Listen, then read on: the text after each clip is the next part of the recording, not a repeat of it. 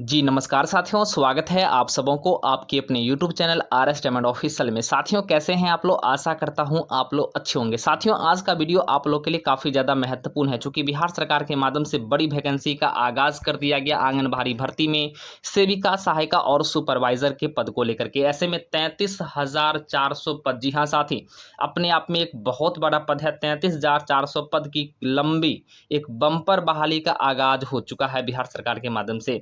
ऐसे में नियुक्ति का प्रक्रिया शुरुआत हो चुका है। जिला वाइज 12वीं पास अभ्यर्थी, 10वीं पास अभ्यर्थी और ग्रेजुएशन पास अभ्यर्थी को मौका मिलने जा रहा है।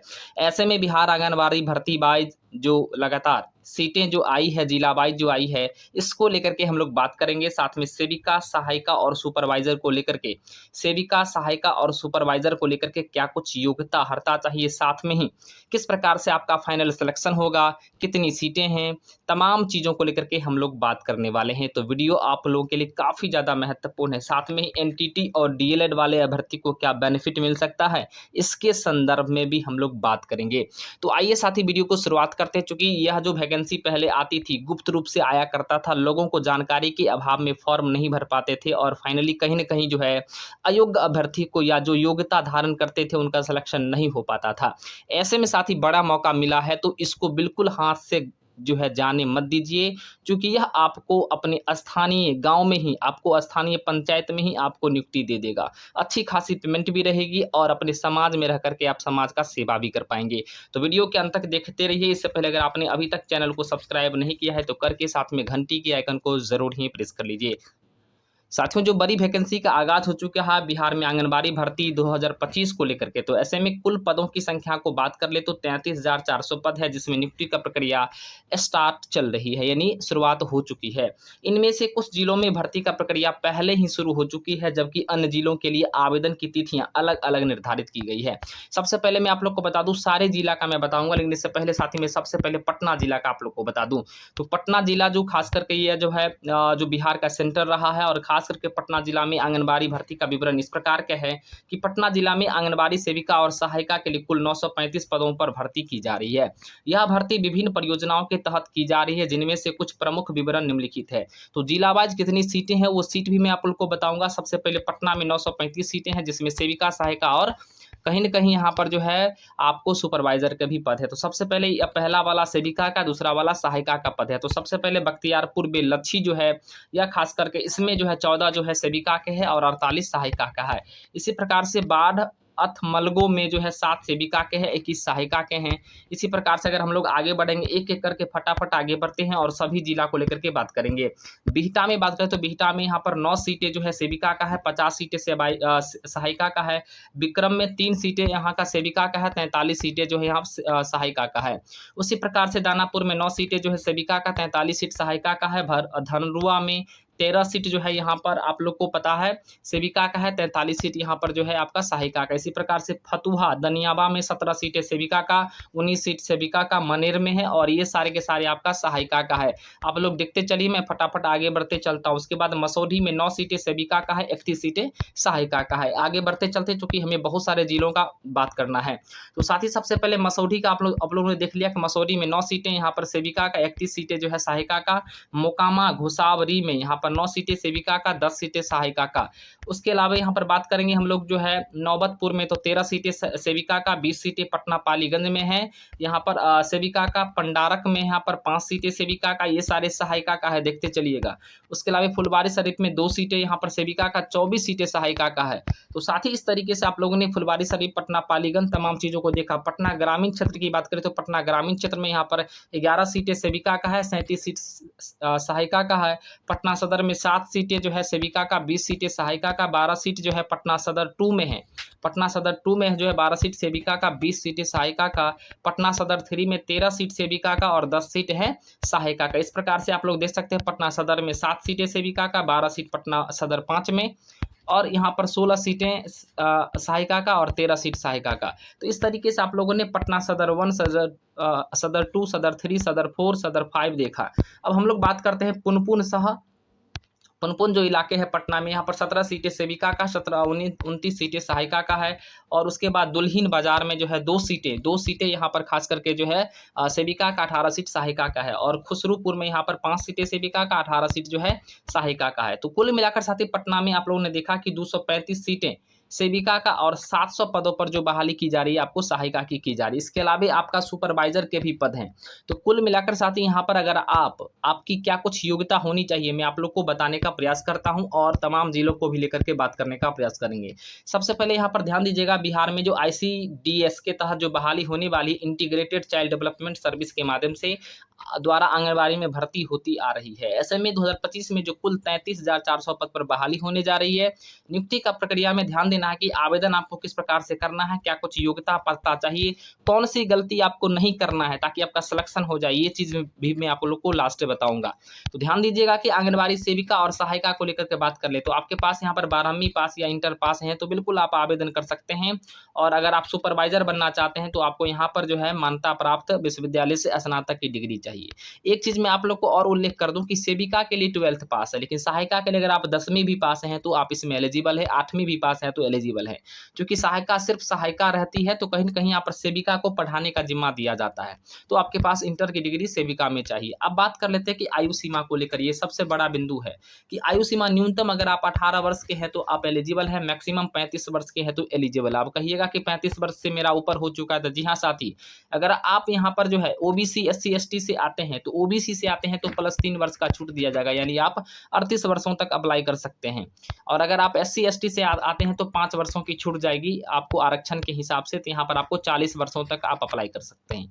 तो इस तरीके से आप बिल्कुल एलिजिबल ही हैं, सरकारी नियम के अनुसार इसी प्रकार से छूट दी जाती है। तो आपको बिल्कुल यहाँ पर मौका दिया जा रहा है 3 वर्षों का और 5 वर्षों का। लेकिन सबसे बड़ा सवाल यह है कि स्थानीयता और निवास संबंधी शर्त यहाँ पर सबसे बड़ा बिंदु है कि आपको अपने स्थान यानी जिस इलाके में आप रहते हैं, चाहे जिस ग्रामीण क्षेत्र में रहते हैं या जिस शहरी क्षेत्र में आप रहते हैं, वहाँ का निवास होना आपको जरूरी है। क्योंकि आपको अपने गांव में ही आपकी ड्यूटी मिलेगी तो कितनी अच्छी सी बात है, फैमिली के साथ अच्छे तरीके से रह भी सकते हैं और समाज का सेवा करने का भी मौका मिल जाएगा।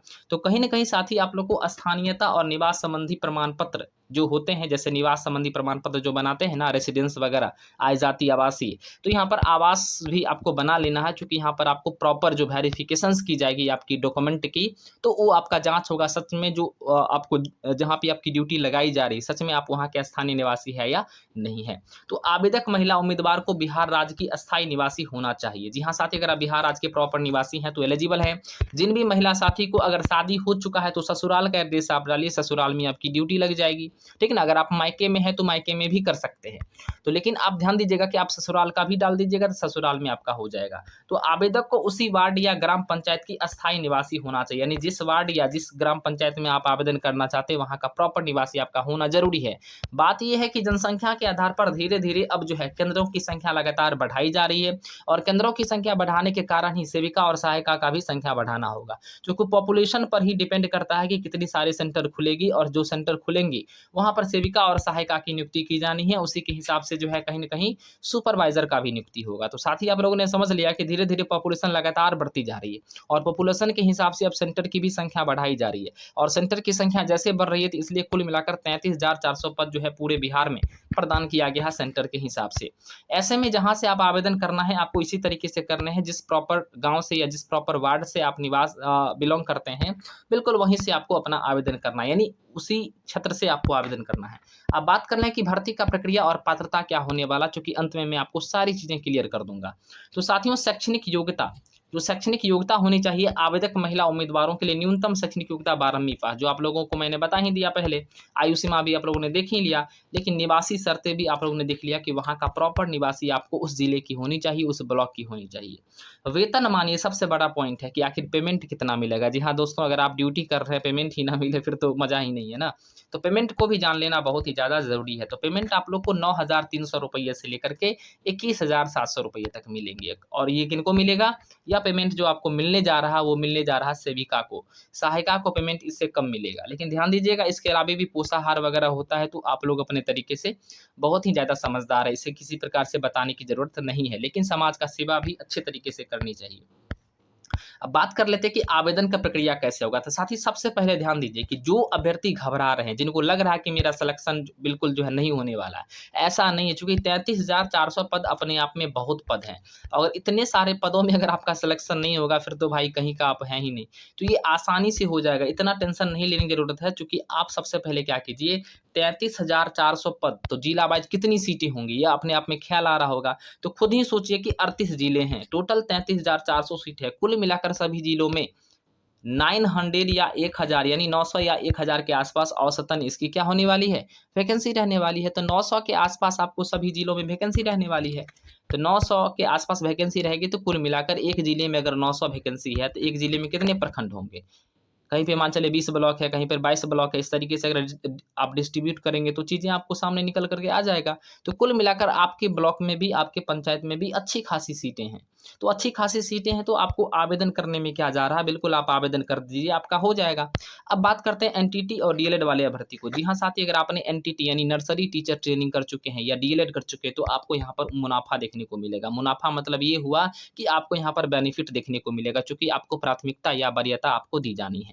तो कुल मिलाकर अगर आप एनटीटी किए हैं तो एनटीटी का डिग्री आप लगा दीजिएगा, डीएलएड किए हैं तो डीएलएड का डिग्री लगा दीजिए। आप कहिएगा बीएड वाले भी अप्लाई करेंगे, नहीं, बीएड वाले आप हायर एजुकेशन के लिए हैं, तो यहाँ पर आपको बेनिफिट नहीं देखने को मिलेगा। चूँकि छोटे से बच्चे को पढ़ाई जाती है, तो छोटे से बच्चे में आप एनटीटी अगर आपके पास है तो आप यूज़ कर सकते हैं डॉक्यूमेंट में, तो आपको वहाँ पर वरीयता, प्राथमिकता आपको पहले सिलेक्शन दे दी जाएगी। तो इस तरीके से आप लोगों ने सारी चीज़ें को देखा। अब बात कर लेते हैं कि जिले में कितनी सीटें होंगी, तो कुल मिलाकर आपके जिले में भी कितनी सीटें होंगी? 900 से 1000 के बीच में होगा। यानी आप समझ सकते हैं कि 900 से लेकर के किन्हीं में हो सकता है 10, 20, 50 कम हो, किन्हीं के जिले में 10, 20, 50 ज़्यादा हो, चूँकि वो पॉपुलेशन पे डिपेंड करता है, एरिया पे डिपेंड करता है। तो बिल्कुल आपके जिले में भी लगभग-लगभग जो है सीटें कितनी होंगी, वैसे आप किस जिले से बिलॉन्ग करते हैं कमेंट करके बताइए, ताकि आप जिले बताएँगे मैं आपको वहाँ का प्रॉपर पंचायत, प्रॉपर सारी चीज़ें लेकर के मैं आप लोग को अपडेट कर दूँगा।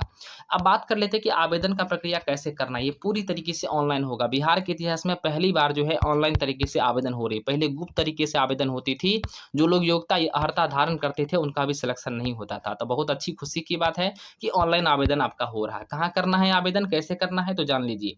आवेदक को अपने संबंधित जिले या आधिकारिक वेबसाइट पर जाकर आवेदन करना है। आप जिस जिला से बिलॉन्ग कर रहे हैं, मान चलिए आप मुजफ्फरपुर से हैं, तो गूगल पे जाकर के मुजफ्फरपुर.nic.in ऐसे करके सर्च करें या मुजफ्फरपुर.ac.in करके सर्च करें, आपका आ जाएगा। दरभंगा से हैं तो दरभंगा.ac.in सर्च करें या समस्तीपुर से समस्तीपुर में ऐसे ही लगाएँ।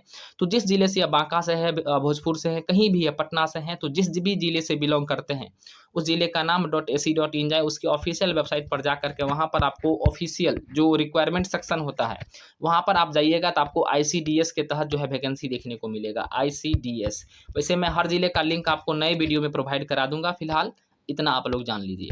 आवेदन की अंतिम तिथि क्या है? आवेदन की अंतिम तिथि कोई निर्धारित नहीं है, सभी जिले में अलग-अलग है। कुछ जिले में पहले बहाली शुरू हुई है, कुछ में वर्तमान में शुरुआत हो गया है, कुछ में शुरुआत होना बाकी है।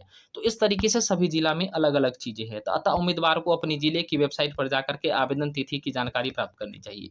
तो आपको अपने जिले पर जाना है, चूँकि 38 जिलों का एक साथ बता पाना थोड़ा-सा मुश्किल है, लेकिन मैं प्रयास करूँगा कि नेक्स्ट वीडियो में 38 जिला का डेट सहित वीडियो आप लोग के सामने बनाऊँ। कि आप लोग को ऐसा वीडियो चाहिए तो कमेंट करके बताइए। आप किस जिले से हैं वो भी कमेंट करके बताइए, चूँकि आप जिले का कमेंट जब करते हैं तो उस जिले की डाटा लेकर के मुझे आना बिल्कुल जो है ज़रूरी हो जाता है। तो ज़्यादा से ज़्यादा आप लोग कमेंट कीजिए, लाइक कीजिए, और आप लोग का बिल्कुल प्यार आशीर्वाद रहता है तो लगातार हमें भी मोटिवेशन मिलता है और लगातार मैं आप लोग के लिए वीडियो बनाने का भी काम करता हूँ। तो इस तरीके से आप लोगों ने देखा कि आप लोग का बिल्कुल इस बार बम्पर बहाली आगाज़ हो चुका है, तो आवेदन कीजिए और मेरी आशा भगवान से कामना भी है कि आप लोग का सिलेक्शन भी हो जाए। जय हिंद, वंदे मातरम।